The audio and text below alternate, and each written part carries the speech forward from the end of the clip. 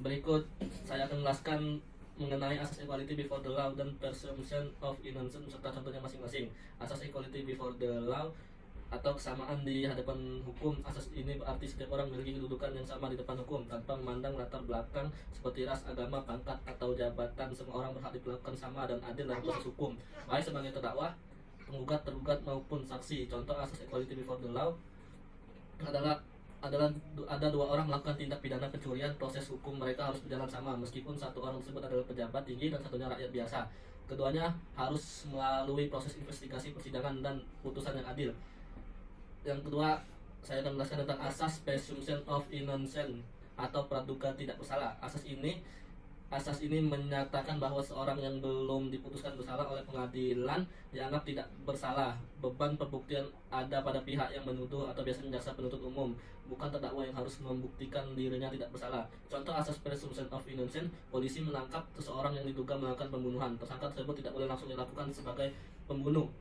Sebelum adanya putusan dari pengadilan, ia tetap memiliki hak-hak sebagai tahanan, seperti hak untuk didampingi pengacara dan hak untuk tidak dipaksa mengakui perbuatan yang belum tentu dilakukannya. Kedua asas ini saling terkait dan menjadi dasar penting dalam menegakkan hukum yang adil. Asas equality before the law memastikan semua orang diperlakukan sama, sementara asas presumption of innocence menjamin hak seseorang yang belum terbukti bersalah.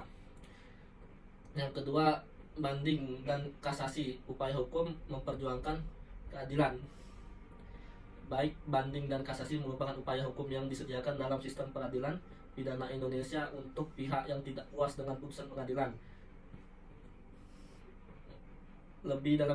Mari kita bahas lebih dalam mengenai dua upaya hukum ini. Yang pertama, banding upaya hukum yang diajukan ke pengadilan tinggi terhadap putusan pengadilan negeri yang dirasa merugikan.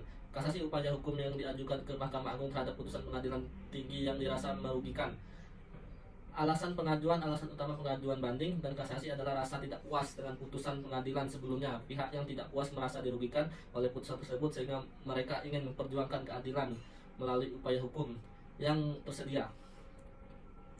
Perbedaan banding dan kasasi: meskipun memiliki tujuan yang sama, banding dan kasasi memiliki beberapa perbedaan mendasar, yaitu satu, tingkat pengadilan banding diajukan ke pengadilan tinggi sedangkan kasasi diajukan ke Mahkamah Agung.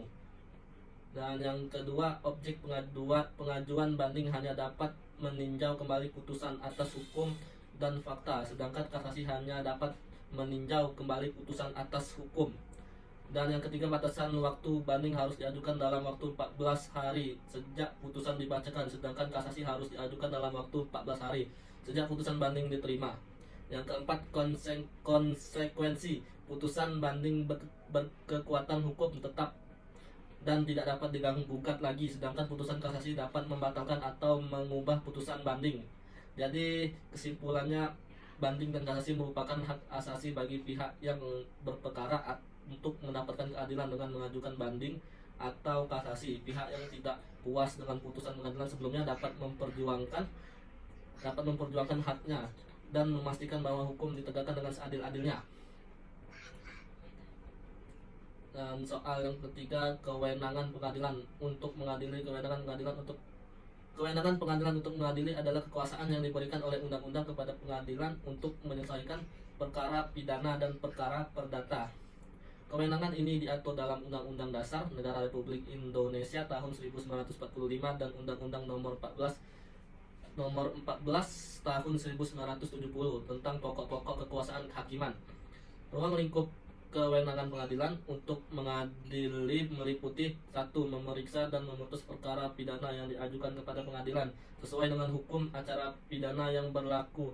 2. Memeriksa dan memutus perkara perdata yang diajukan kepada pengadilan sesuai dengan hukum acara perdata yang berlaku.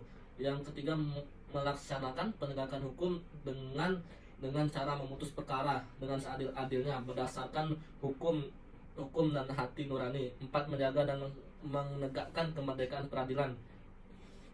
Kemerdekaan hakim adalah kebebasan hakim dalam melaksanakan tugasnya untuk mengadili perkara tanpa campur tangan pihak lain. Kemerdekaan hakim dijamin oleh undang-undang dan merupakan salah satu pilar penting dalam sistem peradilan yang adil dan imparsial. Dan beberapa prinsip dasar kemerdekaan hakim. Satu, hakim tidak boleh tunduk pada pengaruh atau tekanan dan pihak manapun. Dua, hakim hanya tunduk pada hukum dan hati nuraninya. Tiga, hakim harus berani memutus perkara dengan seadil-adilnya meskipun tidak populer. Empat, hakim harus dijaga martabatnya dan kehormatannya.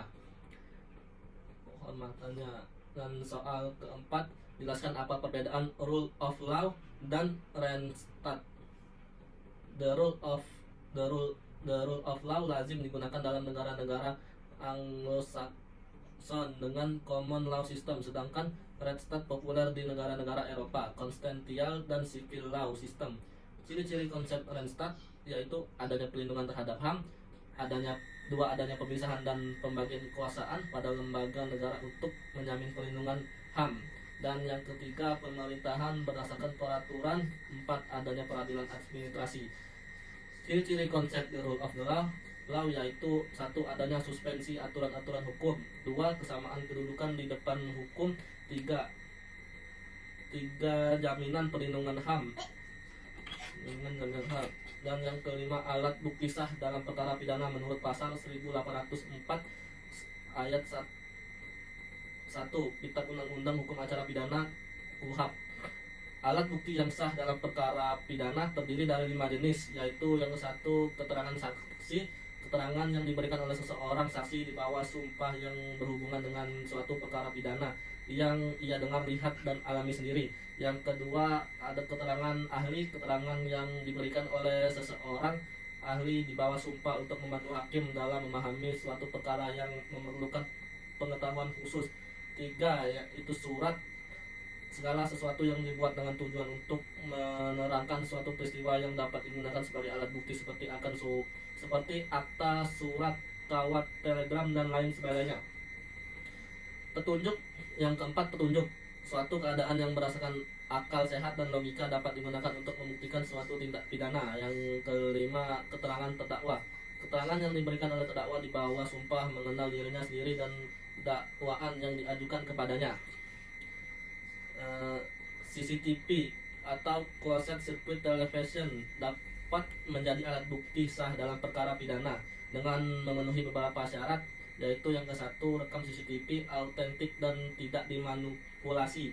Rekaman CCTV harus asli dan tidak diubah, ditambahkan atau dihapus. Hal ini dapat dibuktikan dengan pemeriksaan ahli forensik digital.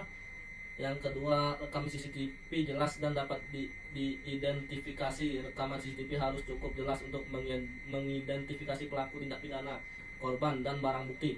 Yang ketiga, rekam CCTV memiliki relevansi dengan perkara. Rekaman CCTV harus memiliki hubungan langsung dengan peristiwa tindak pidana yang didakwaan. Yang keempat, rekam CCTV diperoleh dengan cara yang sah. Rekaman CCTV harus diperoleh dengan cara yang sah dan tidak melanggar hukum, seperti dengan seizin pemilik tempat atau melalui penetapan pengadilan.